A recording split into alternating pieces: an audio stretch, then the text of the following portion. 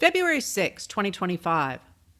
The U.S. has seen high-profile immigration raids since Trump took office. But Dara Kerr of The Guardian today reported that the Trump administration is gaming Google to create a mirage of mass deportations. On January 24, 2025, old online press releases from Immigration and Customs Enforcement, or ICE, from as much as a decade ago were updated to make Google prioritize them as new releases, thus creating the illusion that raids are taking place all over the country. When The Guardian asked ICE and Google about the changed dates, some of the new dates disappeared, dropping those stories out of the top of search results. Since President Ronald Reagan, Republicans have won elections by convincing their voters that their opponents are not trying to use the federal government to help Americans like them, but are instead trying to hand tax dollars and power to undeserving Black and brown Americans, women, and LGBTQ+ Americans. Over the past 45 years, that rhetoric has created a population that believes the federal government is controlled by their enemies, now sometimes called the deep state, whom they blame for destroying the country. Those Republican voters now appear to hate the federal government and to be willing, even eager, to dismantle it. But the Republicans' vision of the nation never reflected reality, and now, under President Donald Trump, it is entirely made up. Today, Brian Stelter of Reliable Sources recorded some of the disinformation in which MAGA voters are currently marinating. Trump lied that Elon Musk found that the U.S. Agency for International Development, or USAID, spent $100 million on condoms to Hamas, and that last week's fatal mid-air collision that took 67 lives was due to diversity, equity, and inclusion initiatives. Trump today claimed CBS defrauded the public in the greatest broadcasting scandal in history when it exercised normal editing procedures on a 60 Minutes interview with then Vice President Kamala Harris that he insisted, falsely, involved replacing her actual answers with others. Today, Trump called for CBS News and 60 Minutes to be immediately terminated, despite the fact that the U.S. Constitution protects the freedom of the press. MAGA is amplifying right-wing lies. Today, influencers, including Musk, claim that USAID secretly bankrolled Politico, claiming that the media site had taken $8 million from USAID. In fact, that sum was not an annual grant, but rather years of subscriptions from across the government to Politico Pro, a pricey subscription service for data and legislative analyses for lobbyists and government officials.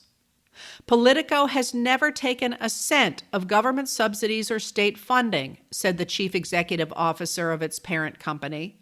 People are paying for Politico Pro because they need the service, he said. It's not subsidies, it's capitalism. When Representative Lauren Boebert, a Republican of Colorado, joined the chorus parroting the lie, fact-checkers noted that her office is a subscriber. It paid $7,150 for a year-long subscription starting last January. Nonetheless, Trump posted in all caps that it looks like billions of dollars have been stolen at USAID and other agencies, much of it going to the fake news media as a payoff for creating good stories about the Democrats. Another story spreading disinformation appeared today after the State Department claimed that Panama had agreed to let U.S. government vessels transit the Panama Canal for free. Panamanian President Jose Raul Mulino told reporters that the story was lies and falsehoods, and noted that he had told Defense Secretary Pete Hegseth that he doesn't have the legal authority to waive transit fees for anyone. This morning, at the National Prayer Breakfast, Trump boasted that he had delivered water to California, saying, "The water comes down from the northwest parts of Canada, I guess, but the Pacific Northwest. And it comes down by millions and millions of barrels a day, and I opened it up. It wasn't that easy to do, but I opened it up and it's pouring down." Camille Von Canel and Annie Snyder of Politico talked to Trump supporters among California's farmers. They reported today that the 2 billion gallons of water Trump dumped onto the ground last week was water for irrigation that could never make it to the Los Angeles fires, which were under control by the time he dumped the water in any case. For now, the farmers are sticking with Trump, despite the loss of the water intended for their fields in the dry summer, but called for close coordination over the incredibly complex California water system. Brian Stelter posted a December 9, 2017 quote from the New York Times. Before taking office, Mr. Trump told top aides to think of each presidential day as an episode in a television show in which he vanquishes rivals. Stelter wrote, "I think about this quote a lot." Performative victories over the libs make MAGA voters happy. But to what end do political leaders distort reality in order to stay in power? The current administration's actions strengthen the hand of foreign nations, especially China, against the U.S. Yesterday, Pam Bondi, Trump's second choice for Attorney General, the first had to withdraw after the House Ethics Committee drew attention to his drug use and sexual behavior, took the oath of office. Today, Bondi disbanded the Federal Bureau of Investigation's Foreign Influence Task Force, or FITF, and cut back enforcement of the Foreign Agents Registration Act, or FARA. Then Director of the FBI, Christopher Wray, established FITF in 2017 to stop countries like Russia and China from interfering with American politics, as Russia had done in 2016 to help elect Trump. FARA required anyone accepting money from a foreign government to declare that connection and was key in helping law enforcement agencies to dismantle foreign influence operations. Trump's 2016 campaign manager Paul Manafort, for example, pleaded guilty to violating FARA when he didn't disclose that he was being paid by those linked to the Russian government. In December 2020, before he left office, Trump pardoned Manafort.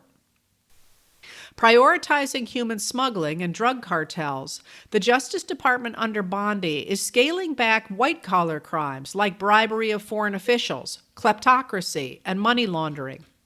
In the past few years, the Justice Department has recovered yachts, planes, and real estate from Russians sanctioned because of the attack on Ukraine. Taken together, these changes are an invitation to foreign actors to interfere in American affairs, Aaron Zelinsky, a former national security prosecutor for the Justice Department, told Ben Penn of Bloomberg Law. Even worse, it's an invitation to Americans to help them do it. The assault against the United States Agency for International Development is tangled in foreign power struggles, too. Andrew Duran, Alan Rappaport, and Theodore Schliefer of the New York Times reported today that while Trump administration officials claimed they were conducting a general review of the Treasury Department's payment system when they sought access to it, emails show that the plan all along was to freeze payments to U.S. aid. Daniel Wu of the Washington Post noted today that the destruction of U.S. aid will take billions of dollars from American farmers, as well as other businesses. And Paul Son of the New York Times reported today that authoritarian leaders, including those of Russia, Hungary, and El Salvador, are cheering on Musk's boast that he was feeding U.S. aid into the wood chipper. U.S. aid funding was less than 1% of the U.S. budget, and focused on humanitarian assistance and health care for underserved populations. But it also promoted democracy. It has monitored elections in Russia, documenting extensive voting irregularities there. With the U.S. abandoning foreign aid, China can step in to fill the void.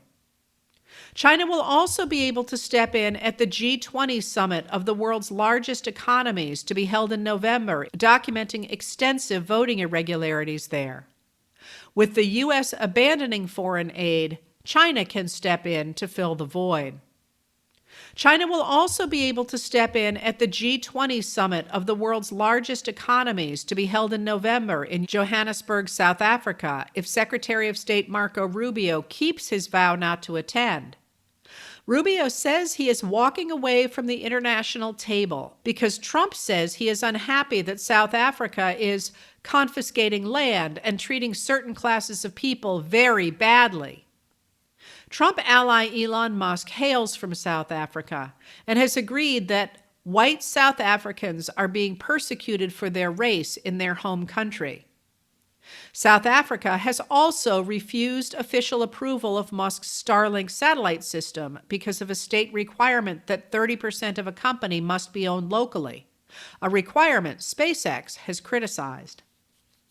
Yesterday, a White House order signed by Trump required the Central Intelligence Agency to send over an unclassified email listing all the employees hired in the past 2 years.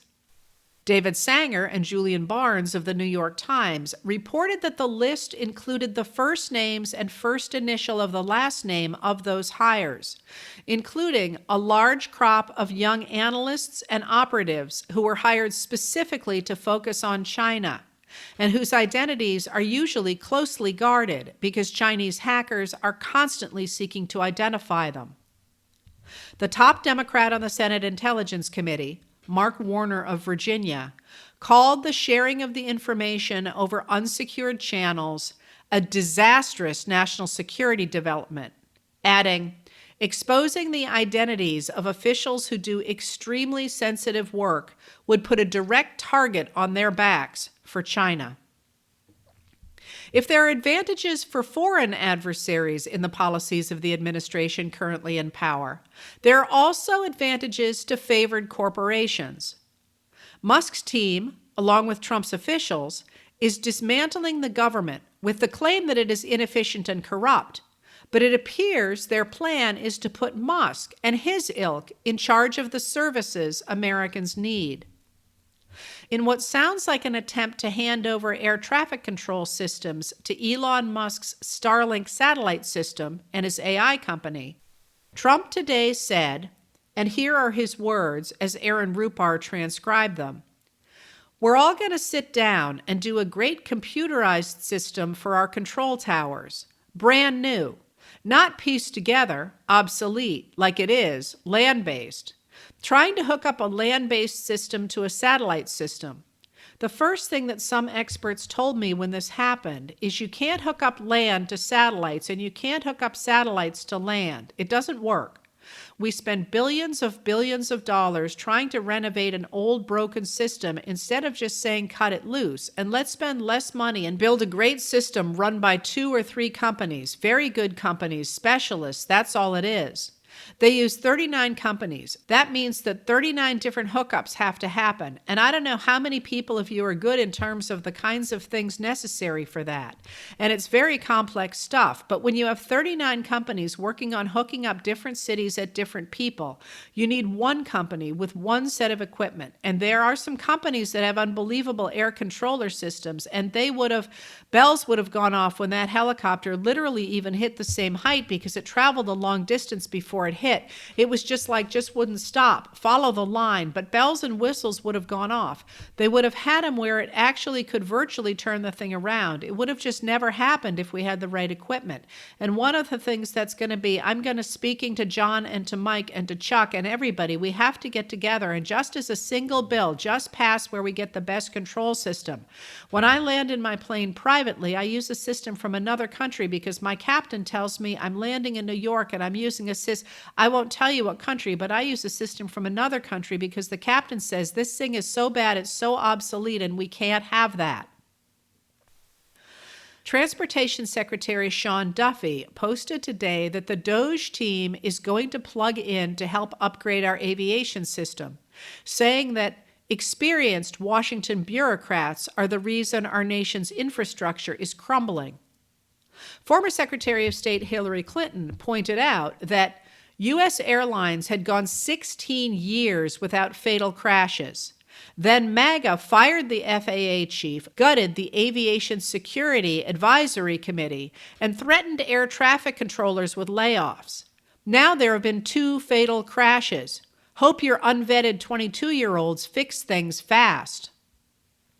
Critics of the idea of Musk taking over the nation's air traffic control systems note that his Tesla electric vehicles have the highest fatal accident rate among all car brands in America. The average fatal crash rate is 2.8 per billion vehicle miles driven. Tesla has a rate of 5.6 per billion miles driven. On social media, God posted, "Thou shalt not let the foreign billionaire whose rockets blow up all the time anywhere near the air traffic control system," an apparent reference to the January 16th explosion of a SpaceX rocket over the Caribbean that scattered debris over the region and led the Federal Aviation Administration to lock down airspace over Turks and Caicos. There is apparently yet another reason that people will lie to gain power. Today, Catherine Long of the Wall Street Journal reported that one of Musk's young team of engineers, Marco Alez, 25, abruptly resigned after Long linked him to a social media account that championed racism and eugenics, the idea that human populations can be improved by selective breeding, an idea embraced in Nazi Germany. Last night, Senate Democrats filibustered for 30 hours in an attempt to convince Republicans to join them in rejecting Trump's right-wing religious extremist nominee for Director of the Office of Management and Budget, Russell Vought, a key author of Project 2025. In the House, Democrats introduced the Taxpayer Data Protection Act to stop Musk and Doggy from accessing personal financial data. U.S. District Judge John Kuhnauer indefinitely blocked Trump's executive order altering birthright citizenship, calling it clearly unconstitutional. It has become ever more apparent that to our president, the rule of law is but an impediment to his policy goals. The rule of law is, according to him, something to navigate around or simply ignore, whether that be for political or personal gain, Kuhnauer said. The Department of Justice, under Attorney General Bondi, immediately said it would appeal the ruling. And tonight, Senate Republicans confirmed Christian nationalist Vought to head the Office of Management and Budget. Stephen Groves of the Associated Press noted that Vought once described the budget director's job as a president's air traffic control system. Senate Minority Leader Chuck Schumer, a Democrat of New York, described his confirmation as a triple header of a disaster for hardworking Americans.